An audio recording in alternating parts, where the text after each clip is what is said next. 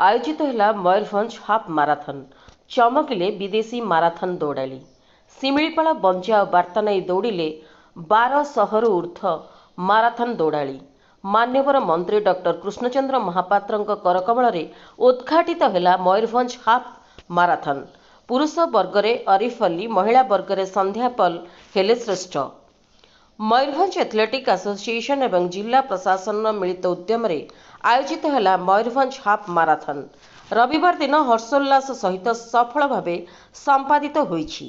जिलापाल श्री हेमकांत सयଙ୍କ तत्वावधान में विगत 15 दिन पूर्व यह आयोजन पूर्व प्रस्तुति होइथिबा बेले यार ऑनलाइन पंजीकरण कार्य चालुथुला एवं शनिवार दिन स्थानीय छौ पड़ियाठारे ऑफलाइन पंजीकरण और दौड़ाली मानकर स्वास्थ्य परीक्षा होइथिला।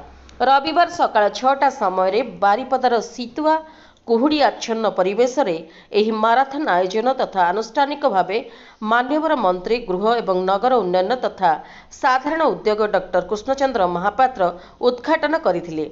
एही माराथन प्रतियोगिता 3टी विभाग यथा half marathon 21 kilometre, mini marathon 10 kilometre एवं सड़क सुरक्षा रिले माराथन अनुष्ठित होइतिला, जेउथिरे पाखापाखि 1200 रु 1500 माराथन दौड़ाली समेत 2 जन अंतरराष्ट्रीय माराथन रनर अंशग्रहण करी मयूरभंजर सदर महकुमा बारिपदा ठारू दौड़ आरंभ करी शिमिलीपाल पाददेश रे थिबा पिठाबटा गेट पर्यंत दौड़ी एही माराथन संपूर्ण करथिले। मयूरभंज जिल्लारू Debasmit Choudhury report, prime TV Odia.